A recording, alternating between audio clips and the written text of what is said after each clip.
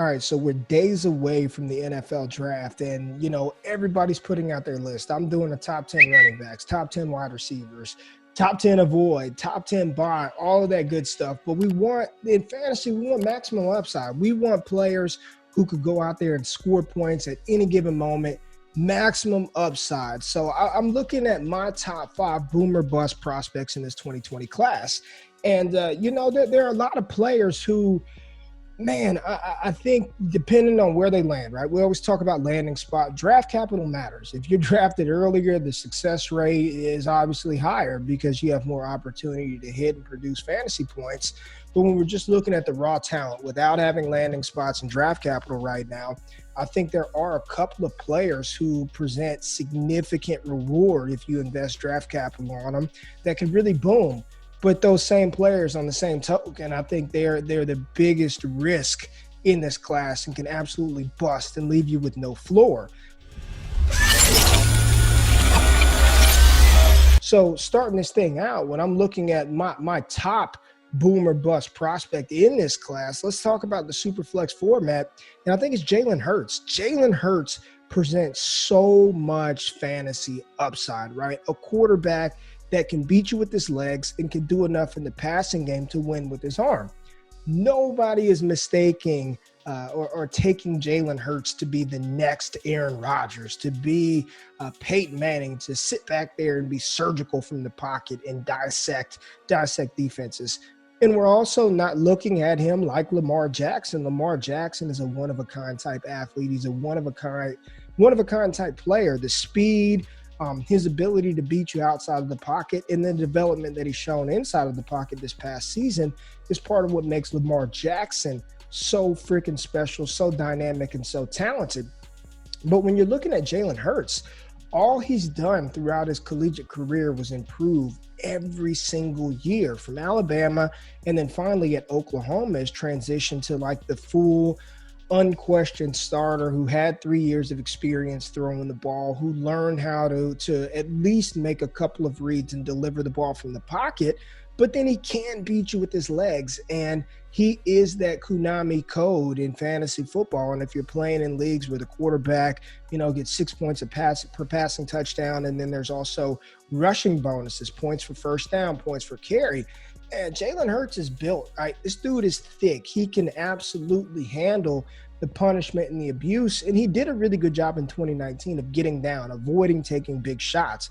Now, he did get rocked a couple of times. And if you go look at the game versus Baylor, the first matchup, not the Big 12 championship, there were some plays where he was taking some big time shots. But when you're thinking about his ADP, he's being drafted like at the middle to the back end of the second round in Superflex formats. I think that's a value, right? I would go so far to say that in Superflex formats, I wouldn't mind somebody taking a shot on Jalen Hurts at the back of the first, the top of the second. Now, with that, he could absolutely give you a zero floor. He could be nothing. He could never develop into what we want. But I think we've seen so many examples of these one-read quarterbacks. I know, Jared Goff signed a mega extension with the Rams, and a lot of that Sean McVay offense, it seemed to have helped Jared Goff.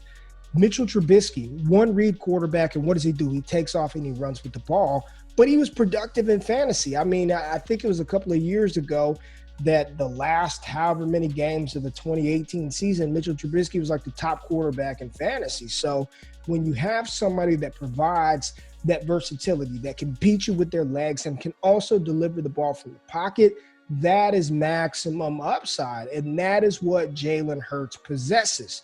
He doesn't come without risk. Understand that you might be getting a floor that's in the basement if he doesn't even get the opportunity to step on the field or to show that he can win from the pocket. I think Jalen Hurts is probably one of the biggest boom bust prospects in this 2020 class.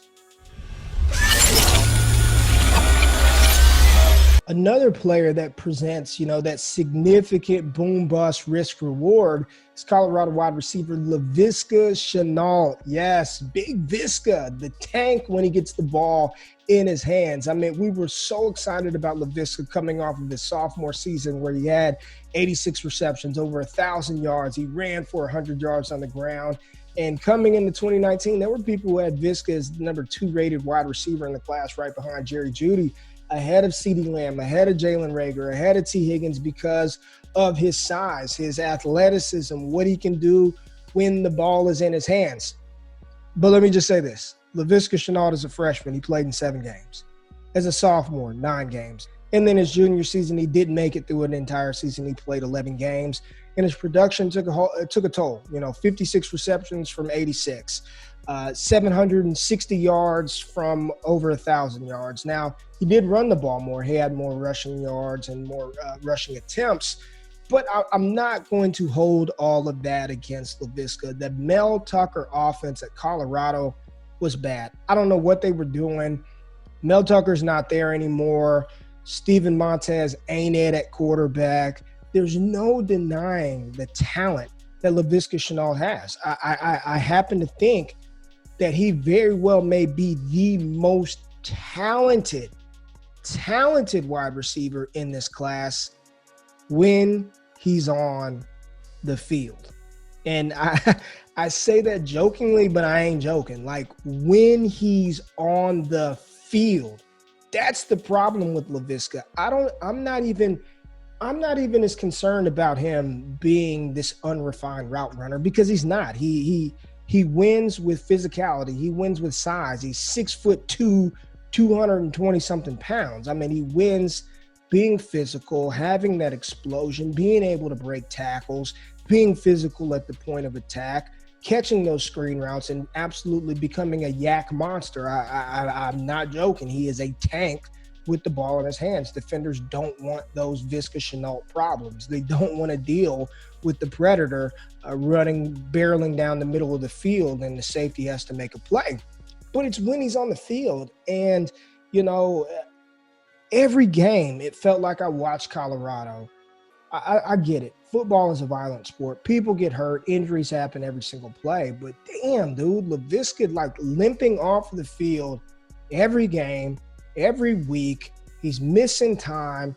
Core muscle injury that he sustained this past season.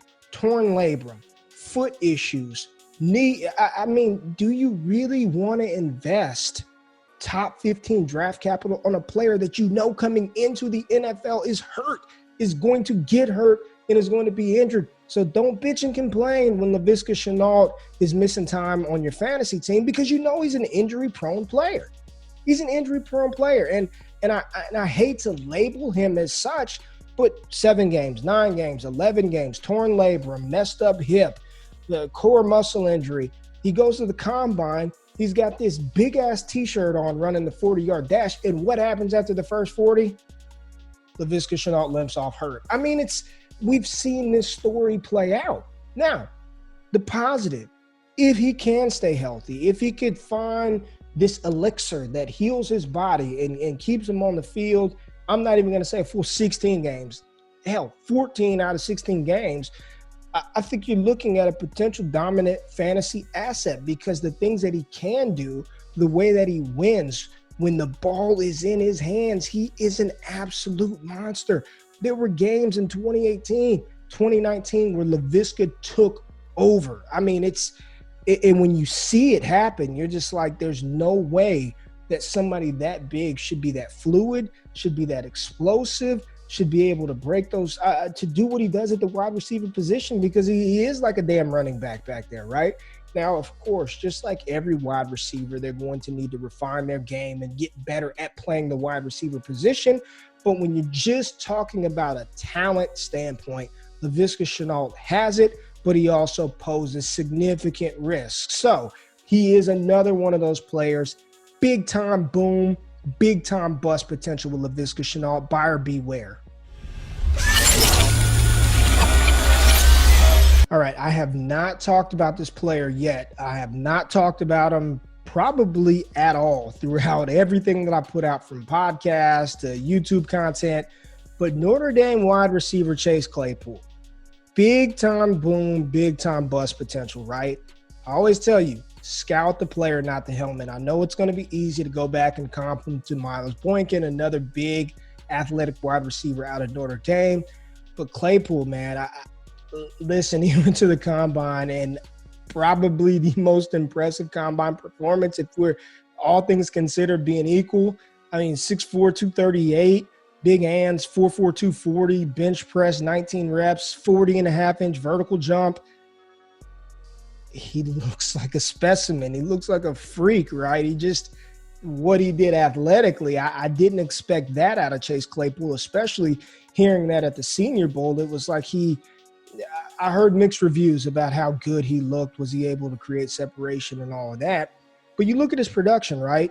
Didn't do anything as a freshman, marginal as a sophomore, okay as a junior, and then his final season, over 1,000 receiving yards, 13 TDs, offers you nothing from a special team standpoint. He's too damn big to return punts or kicks, but he's talented, right? And he's athletic. And when I'm thinking about Claypool, and I'm seeing more and more rumblings and rumors that there are teams who have him on their board as the tight end one, I'd be on board with that. If Claypool said, I'm playing this move tight end position, and I know the argument against that is, have you seen Claypool block? Why are people even considering him as a tight end?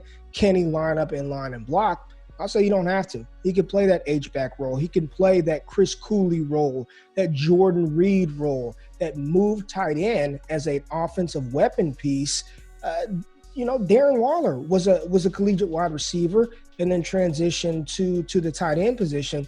Claypool at that size, at 6'4", 240 pounds, that dude could be a lethal tight end. And by all accounts, I mean, there are teams, I'm seeing mock drafts with Chase Claypool in the first round, Chase Claypool at the top of the second. So he's going to probably have at worst, day 2 draft capital. At worst.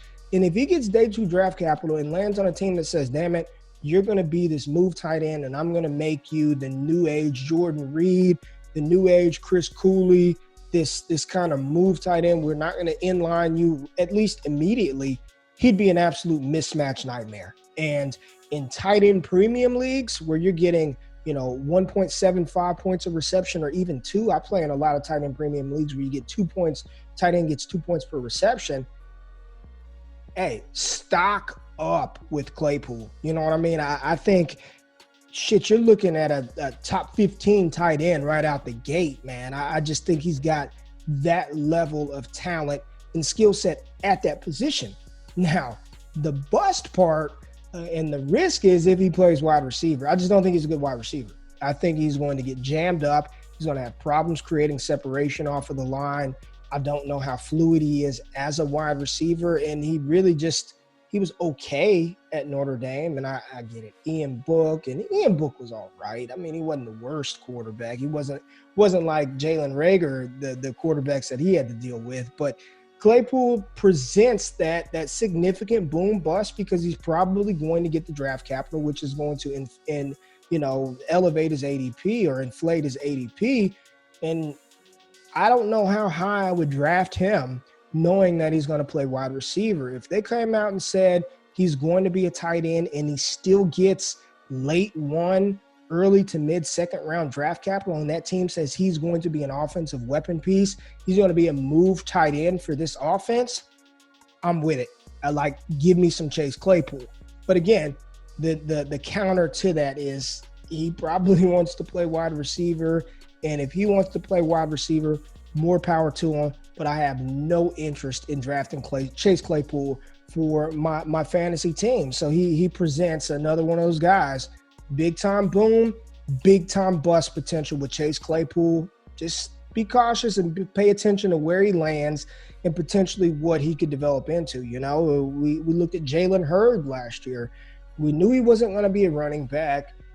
He probably wasn't going to be a full-time wide receiver, but then he gets in the right offense with Shanahan, who wants to use him as this running back, H-back, wide receiver hybrid. I think that would be a perfect situation. Obviously, San Francisco is probably not going to take him because they've got their own kind of Claypool mold in Jalen Hurts, but I think that would be an absolutely outstanding positional switch for Claypool, which would make me feel a little more comfortable with taking him. But just again, buyer beware on Chase Claypool. Yo, check it out. We can't talk boom or bust without bringing up Henry Ruggs.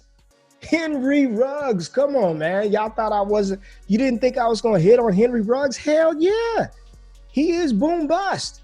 He is probably the biggest boom bust because of all of these players that I talked about so far. Laviska, Claypool, Jalen Hurts. Henry Ruggs is going to have the premier draft capital of all these players. I mean, hey, I'm putting it on record now. I think he's the first wide receiver drafted.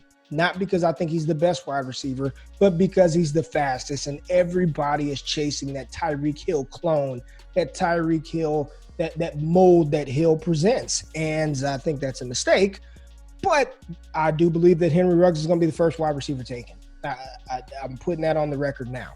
So with that being said, him being drafted in the top 15, potentially the top 10, you know, you look at the New York Jets at 11, the Las Vegas Raiders at 12.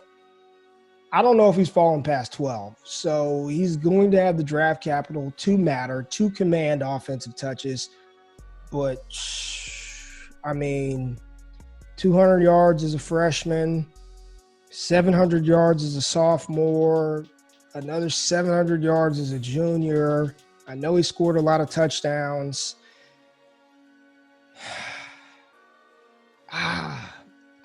Consistency is what I want in fantasy. Consistency is what I want in Dynasty. Consistency is what I want on my rosters. Now, if you're playing best ball, hell, have at it. I think he's a fantastic best ball option. But plug and play wide receiver, even at that draft capital and the way it's looking, where we're probably not – there is no mini camp. There is no OTAs. Training camp cut short. So the learning curve of him being the number one, defeating press coverage, not having Jalen Waddle and Devonta Smith and Jerry Jeudy and Najee Harris and Irv Smith Jr. at tight end. And I mean, he's not going to have that if he lands with the Raiders, if he lands on the Jets, if he lands on the Broncos. He will be a focal point for NFL defenses. Do not let Henry Ruggs beat you over the top. And if Henry Ruggs can't beat you over the top, or he's not catching slants and taking it 80 yards to the house, what have we seen him do well that will instill confidence that he's going to be a usable fantasy asset week in and week out? The answer to that question, let me help you out, is absolutely fucking nothing. Like, that's just the reality of it. I'm not saying he can't develop into a complete receiver, but he is so far from that right now. He is so far from that right now, and he does have the talent, you know, 5'11", 188, 4.27, you can't teach that. 42-inch vertical jump, outstanding burst. 131-inch broad jump, again, burst.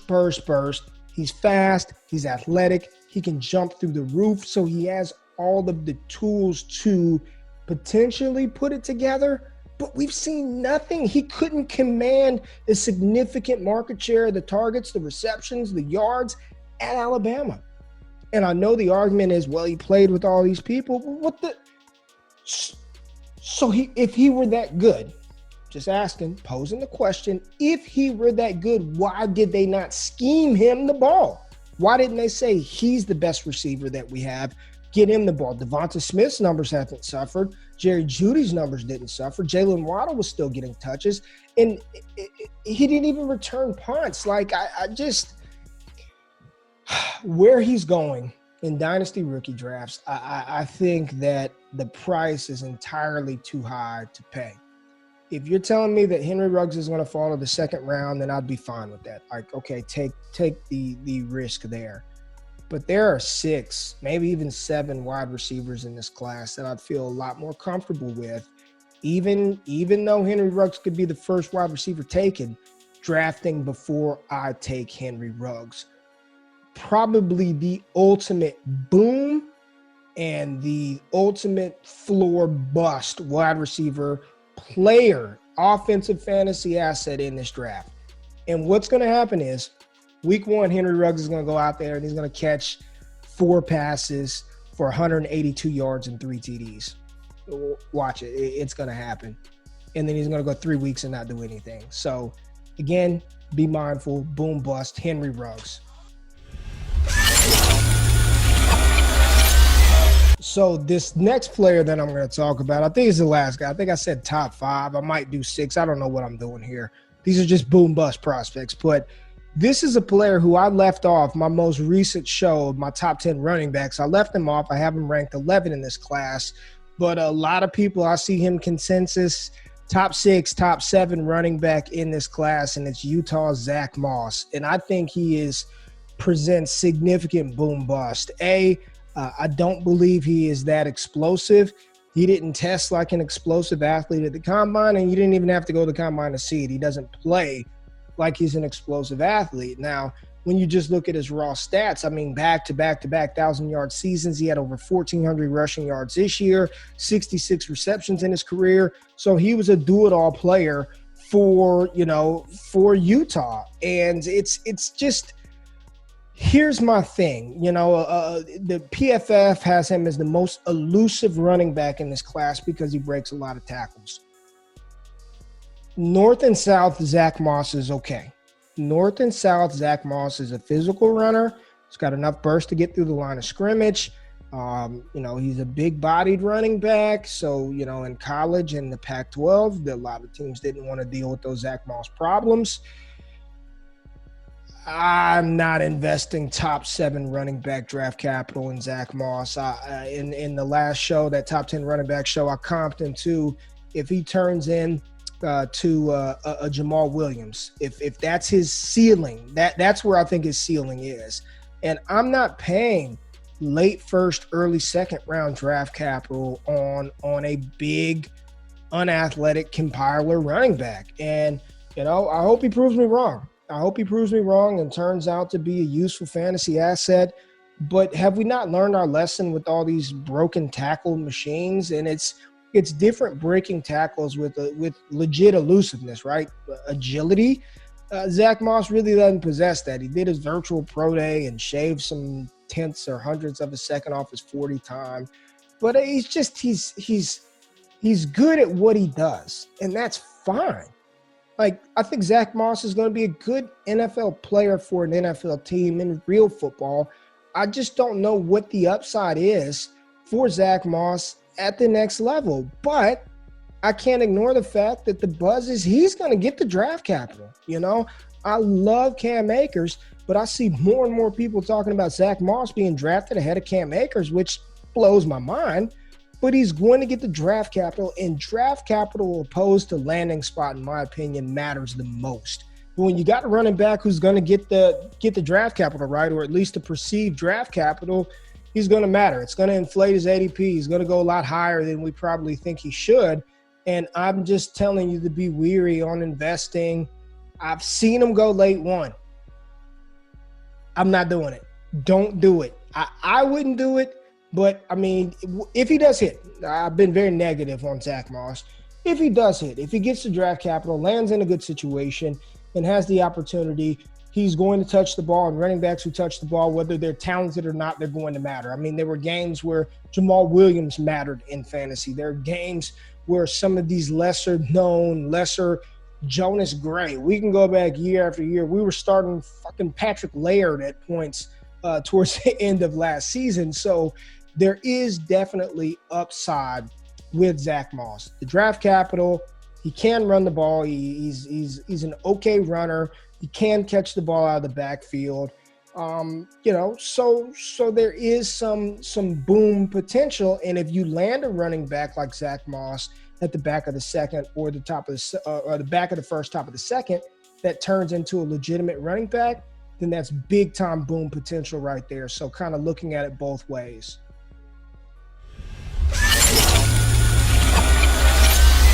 I'll throw in one more player because he's somebody that a lot of it seems like draft Twitter community really loves. Penn State wide receiver KJ Hamler. They really are on board with his skill set, with his speed. He's the definition of boom bust. A 5'9", 170-pound wide receiver who didn't test, so we really don't know how fast he is. If you told me that KJ Hamler runs a 4.24 and has blazing speed, is going to be able to stretch the field, that may change my opinion and evaluation on him some. But if he doesn't have that type of elite speed and you're just talking about a fast wide receiver, but he's 5'9", 170 pounds.